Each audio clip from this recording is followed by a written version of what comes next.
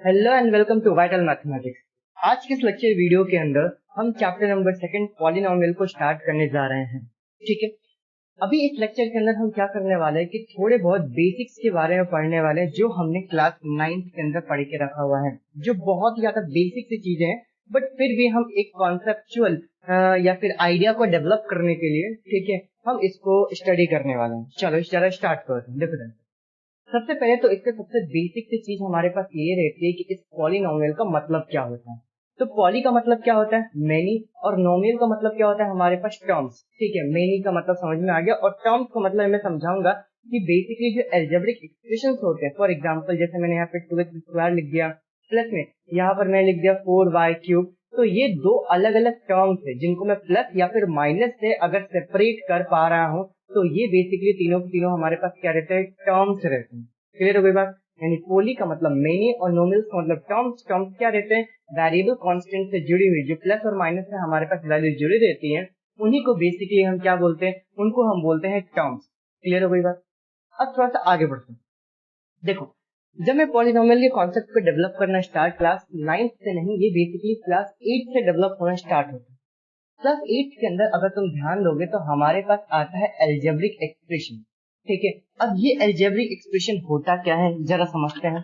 तो यहाँ पर हमारे पास क्या देख के रखा कि combination of the variable constant and the operation sign. Operation sign क्या होता है, तो ऑपरेशन साइन होता है जैसे प्लस हो गया, माइनस हो गया, डिवाइड हो गया, मल्टीप्लाई हो गया, इसी को बेसिकली हम क्या बोलते हैं, ऑपरेशन साइंस बोलते हैं। ठीक है, तो मैंने यहाँ पे क्या बोला कि अगर मैं इसको ऐसे लिखता हूँ 2x² प्लस में 4y² प्लस में 3xy, ठीक है, तो ये हमारे पास एक एल्जेब्रिक एक्सप्रेशन होता है। ठीक है, और अगर तुम्हें याद हो तो कहीं ना कहीं तुमने क्लास 9th के अंदर ये भी पढ़ा होगा कि लाइक टर्म्स को अपन ऐड करते हैं, अनलाइक टर्म्स को एज इट इज छोड़ देते हैं। फॉर एग्जाम्पल जैसे यहाँ पर मैं लिखता हूँ 4x², ठीक है, माइनस में 3y², फिर मैंने लिख दिया प्लस में 9x², एक और टर्म लिखते हैं माइनस में 6x, एंड फिर मैंने यहाँ पे क्या लिखा, प्लस में 9। अब हमें यहाँ पे समझने वाली बात ये है कि लाइक टर्म्स कौन से। तो यहाँ पर 4x² और ये 9x², ये दोनों के दोनों मुझे लाइक टर्म्स दिख रहे हैं। तो जब मैं इन दोनों को ऐड करूंगा तो ये कितना हो जाएगा, ये हो जाएगा 13x²। जस्ट एक आइडिया ले रहे हैं ना अपन, समझो ध्यान से। फिर हमने क्या बोला कि 3y² का कोई लाइक टर्म्स नहीं है, तो ये एज इट इज कितना हो गया मेरे पास, -3y²। एंड फिर एट लास्ट हमारे पास कौन सा दिख रहा है, तो ये दिख रहा -6x और 9x। इनको जब मैं ऐड करूंगा तो बेसिकली कितना आ जाएगा, 3। कितना तो आता ही हो। चलो, तो एल्जेब्रिक एक्सप्रेशंस क्या होते हैं कि अगर मैं कॉम्बिनेशन करता हूँ वेरिएबल्स का, कांस्टेंट का, ऑपरेशन साइन का, प्लस और माइनस के साथ, तो यही बेसिकली हमारे पास क्या होता है, एल्जेब्रिक एक्सप्रेशन। अब पॉलिनोमियल क्या चीज होता है ना, तो पॉलिनोमियल जो होता है वो एल्जेब्रिक एक्सप्रेशन ही होता है। फिर से बोलता हूँ, जो पॉलिनोमियल होता है वो एल्जेब्रिक एक्सप्रेशन ही होता है, लेकिन इन ढेर सारे, देखो ध्यान से, मान लेते हैं कि ये हमारे पास एक राउंड सर्कल है और इसके अंदर ढेर सारे हमारे पास एल्जेब्रिक एक्सप्रेशंस दे के रखे हुए हैं। ठीक है, लेकिन इस एल्जेब्रिक एक्सप्रेशन में कुछ एक रूल्स अगर सेटिस्फाई करते हैं, जैसे मैं ये यहाँ पे इसके ऊपर कुछ ना कुछ रूल्स लगा दिया, ठीक है, एंड रूल लगा के बोला कि जो जो इन रूल को सेटिस्फाई करेगा वही बेसिकली हमारे पास क्या हो जाएगा, पॉलिनोमियल। तो मैंने इसके अंदर क्या लिख दिया, पॉलिनोमियल। फॉर एग्जाम्पल मैंने तुम्हें क्या बोल रहा हूँ कि हमारे पास क्लास 10th, हम क्लास 10th के अंदर पढ़ते हैं, लेकिन जिन बच्चों के नंबर 90 नंबर से ज्यादा है, फिर 90% से अगर ऊपर है, तो मैं उन सारे के सारे बच्चों को क्या बोलूंगा, तो मैं उन सारे बच्चों को बोलूंगा टॉप। पहले बताइए समझ में। तो वैसे हमने क्या बोला कि एल्जेब्रिक एक्सप्रेशंस के अंदर, सारे एल्जेब्रिक एक्सप्रेशंस के अंदर मैं एक रूल अप्लाई करूंगा, जो जो भी उस रूल को सेटिस्फाई करेगा मैं उसको नाम दूंगा क्या, पॉलिनोमियल। मैं उसको क्या नाम दूंगा, पॉलिनोमियल। क्लियर हो गई बात, मैं क्या बोलना चाह रहा हूँ, फिर से रिपीट कर रहा हूँ।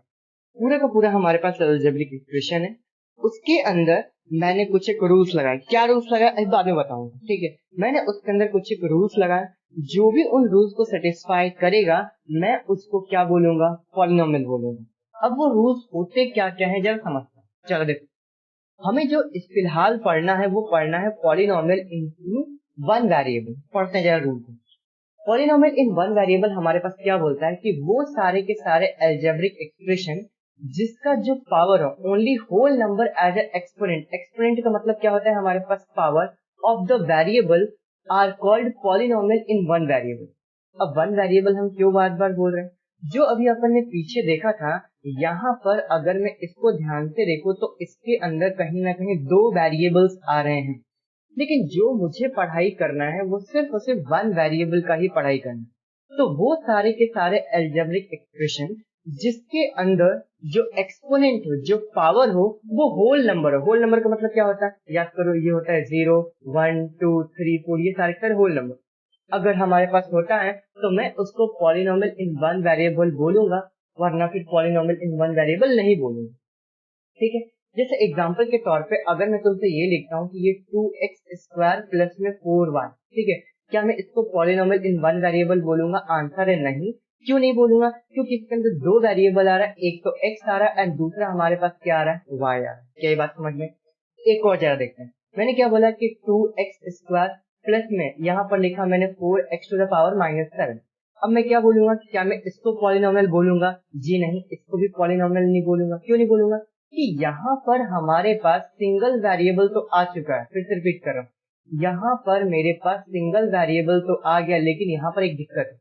दिक्कत क्या है कि जो इसका पावर दे के रखा हुआ है, ये पावर देखो ध्यान से, ये माइनस जो 7 है ये होल नंबर नहीं है, तो इसीलिए ये भी हमारे पास पॉलिनोमियल इन वन वेरिएबल नहीं होगा, क्योंकि इसका पावर भी क्या होना चाहिए, होल नंबर होना चाहिए। एक और एग्जांपल लेते हैं।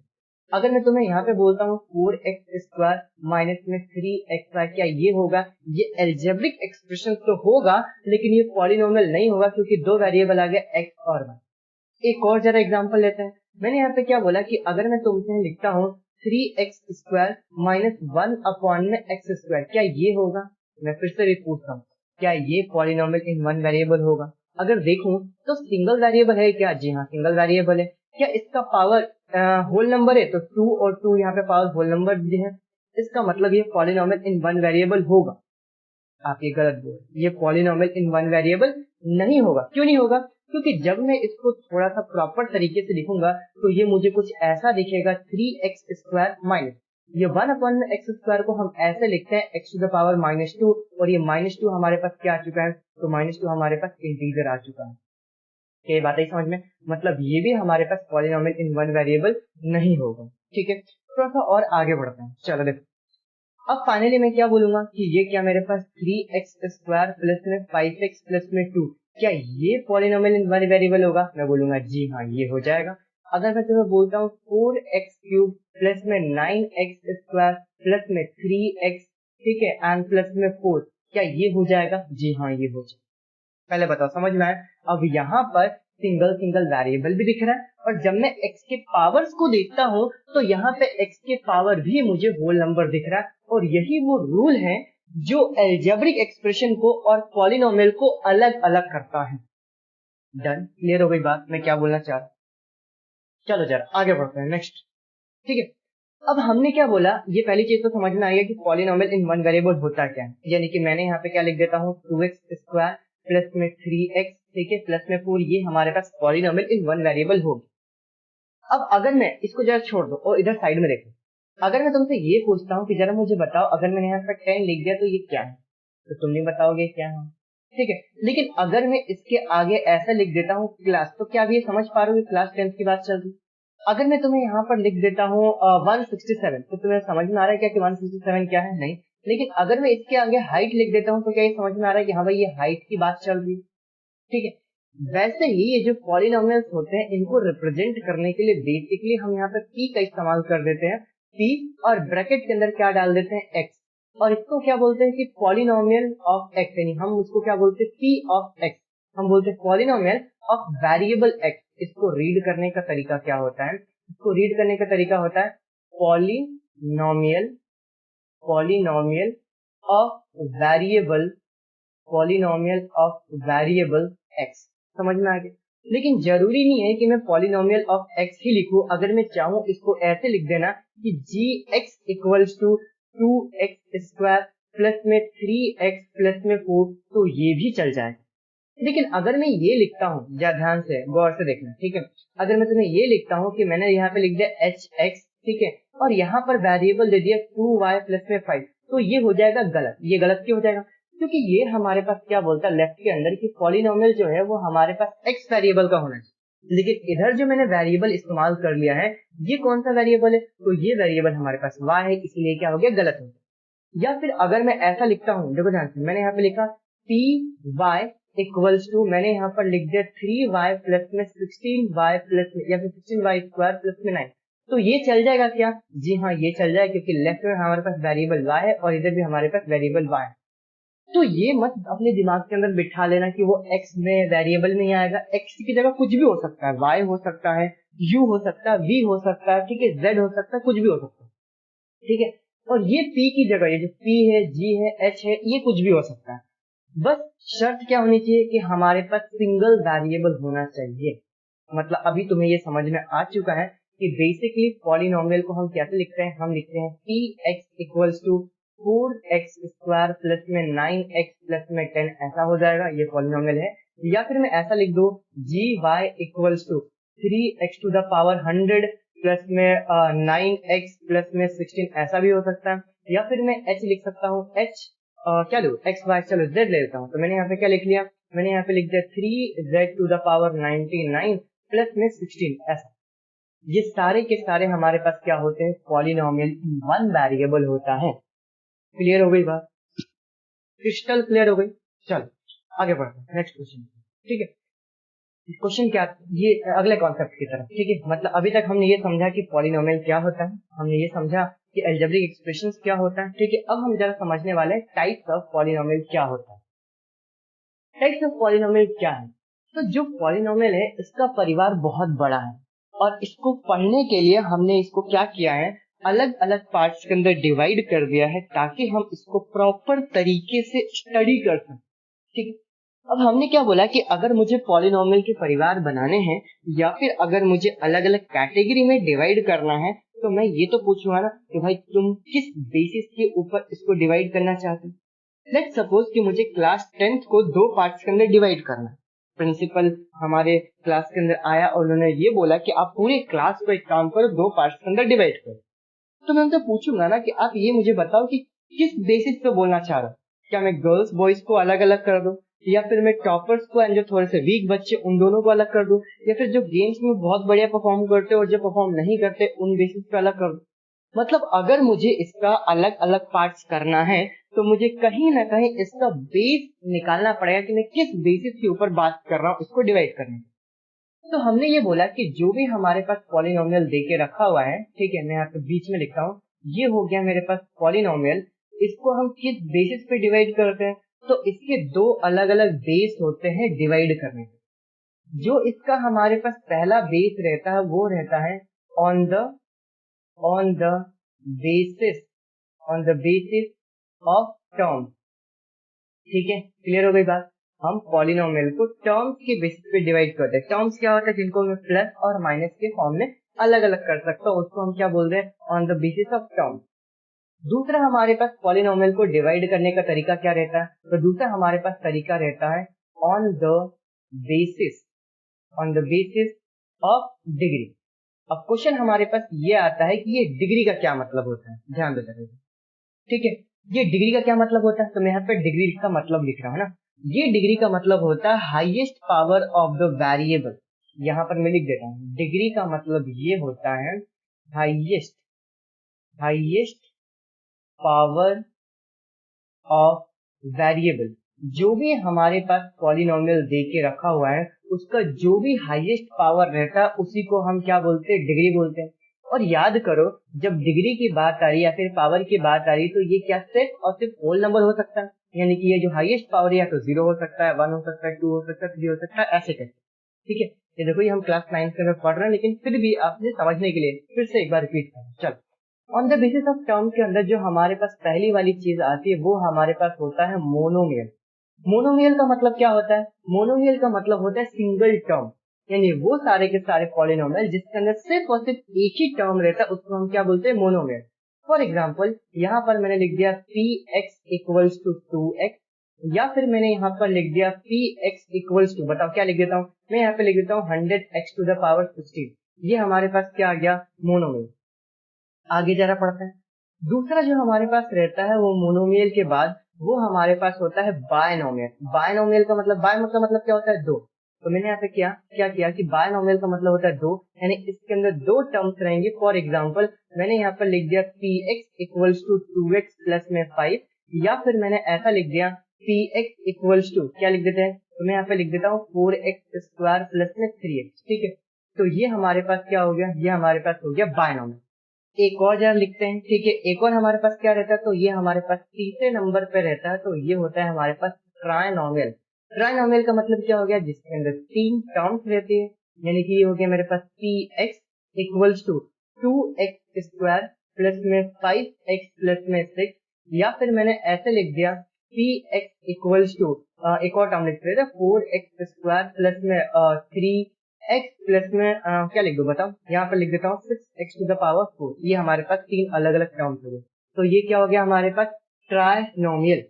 और अगर मैं इसके आगे जाऊं तो हम क्या बोल देते हैं, polynomial of term 4, polynomial of term 5, polynomial of term 6, और ये ऐसे आगे जाते जाते। क्लियर हो गई बात। ठीक है, आगे बढ़ते हैं। अब ये जो हमारे पास अगला वाला आता है on the basis of degree, ये बड़ा इंपॉर्टेंट रहता है। ठीक है, क्योंकि इसका इस्तेमाल भी होता है। तो इसके अंदर जो हमारे पास पहला रहता है, अब सोचो अभी मैंने बताया था कि हाईएस्ट पावर ऑफ वेरिएबल का मतलब क्या हो गया कि पावर क्या हो सकता है, सिर्फ होल नंबर हो सकता है। तो डिग्री क्या होगी, डिग्री हमारे पास 0 हो सकता है, डिग्री 1 हो सकता है, डिग्री 2 हो सकता है, डिग्री 3 हो सकता है। तो इसके अंदर जो पहला आता है इसको हम बोलते हैं कांस्टेंट, कांस्टेंट, या फिर इसको हम बोलते हैं जीरो पॉलिनोमियल। ठीक है, ध्यान दो, या तो हम इसको बोलते हैं कांस्टेंट, या तो फिर हम इसको क्या बोलते हैं, जीरो पॉलिनोमियल। ठीक है, कांस्टेंट या जीरो पॉलिनोमियल का मतलब ये हो गया कि जो भी इसकी डिग्री रहेगी वो डिग्री हमेशा क्या रहेगी, इसकी जीरो। फॉर एग्जाम्पल अगर मैंने यहाँ पर px लिखा तो मैंने यहाँ पे क्या कर दिया px 100, या फिर मैंने यहाँ पर लिख दिया px मान लेते हैं 97। अब क्योंकि ये कांस्टेंट टर्म्स होते हैं इसीलिए हम इसको कांस्टेंट पॉलिनोमियल बोलते हैं। लेकिन जीरो पॉलिनोमियल क्यों बोलते हैं, इसको जीरो पॉलिनोमियल इसलिए बोला जाता है क्योंकि जब मैं अगर लिखना चाहूँ तो इसको ऐसे भी लिखा जा सकता है कि px इक्वल्स टू 100 इंटू में x to the power 0। x to the power 0 की वैल्यू क्या होती है 1, और 1 का मल्टीप्लाई 100 से करूंगा तो 100 ही आएगा। वैसे ही यहाँ पर मेरे पास px की वैल्यू क्या आ जाएगी, तो ये मैं ऐसे लिख सकता हूँ 97 इंटू में x टू द पावर, बताओ x टू द पावर क्या लिख दो 0, x टू द पावर 0 का मतलब क्या होता है 1, इसीलिए हम इसको जीरो पॉलिनोमियल भी बोलते हैं। तो याद रखना कांस्टेंट या फिर जीरो पॉलिनोमियल के अंदर जो हमारे पास डिग्री रहती है वो क्या रहती है, जीरो। आगे बढ़ते हैं दूसरे नंबर की तरफ। ठीक है, सेकंड वाले पॉइंट के ऊपर जब मैं जाऊंगा तो ये हमारे पास क्या रहता है, कांस्टेंट या जीरो पॉलिनोमियल के बाद तो ये हमारे पास रहता है लीनियर पॉलिनोमियल। अब ये लीनियर पॉलिनोमियल क्या होता है, तो अभी ऑटोमेटिक समझ में आ गया होगा कि डिग्री अगर 0 से स्टार्ट हो रही है तो ये जो हमारे पास लीनियर पॉलिनोमियल होगा, ये लीनियर पॉलिनोमियल की जो डिग्री रहेगी ये डिग्री क्या हो जाएगी हमारे पास 1। ठीक है, ध्यान रखना ये डिग्री हमारे पास क्या हो जाएगी, तो ये डिग्री हमारे पास हो जाएगी 1। अब जरा इसको सॉल्व करते हैं। ठीक है, तो हमने क्या बोला कि x का अगर मैं एग्जांपल लूंगा तो मेरे पास px की वैल्यू क्या आ जाएगा, तो लेट्स सपोज 2x प्लस में 5 हो गया, क्योंकि x का पावर कितना है हाईएस्ट 1। एक और एग्जांपल लेता हूं तो मैंने यहाँ पे क्या ले लिया px equals to 4x plus में 9 ले लेता हूँ। ये दो हमारे पास इसके एग्जाम्पल होगा। आगे बढ़ते हैं, नेक्स्ट पेज से अगला वाला करते हैं ना। चलो थर्ड नंबर पे ऊपर क्या होता है, ये देखो, तो यहाँ पे मैं लाइन ड्रॉ करता हूँ, राइट साइड में अपन लिख रहे थे तो राइट साइड में लिखेंगे। चलो थर्ड नंबर पे देखो, ध्यान से फिर से बोल रहा हूँ, ये फर्स्ट सेकंड एंड इसी का थर्ड पॉइंट। थर्ड नंबर पे हमारे पास रहता है क्वाड्रेटिक पॉलिनोमियल, क्वाड्रेटिक पॉलिनोमियल। अब ये क्वाड्रेटिक पॉलिनोमियल क्या चीज होती है, तो क्वाड्रेटिक पॉलिनोमियल जो हमारे पास होता है इसकी जो डिग्री रहती है वो कितनी रहती है 2। बहुत इंपॉर्टेंट, याद करो, जो क्वाड्रेटिक पॉलिनोमियल रहता है ये डिग्री हमारे पास 2 रहती है। और ये बहुत ही ज्यादा इंपॉर्टेंट पार्ट है क्योंकि इस चैप्टर के अंदर भी अपन क्वाड्रेटिक पॉलिनोमियल के बारे में ही पढ़ने वाले हैं। और यहाँ से जब मैं फोर्थ चैप्टर करवाऊंगा ना तो फोर्थ चैप्टर के अंदर भी ये पूरा का पूरा क्वाड्रेटिक पॉलिनोमियल ही आने वाला है, ध्यान रखना इस बात को।